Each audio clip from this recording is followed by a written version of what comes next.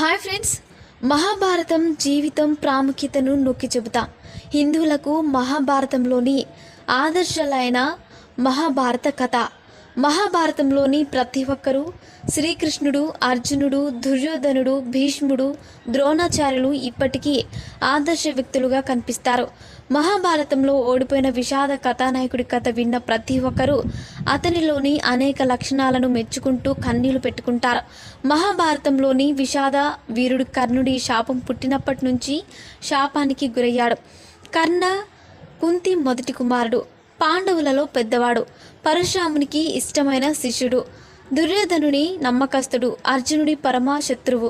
అతడు భీష్ముడి దృష్టిలో దగ్గు కలిగించే ఆసామి. భీముడు అసూయపరుడు, కర్ణుడు అలా కాదు, అతను యోధుడు.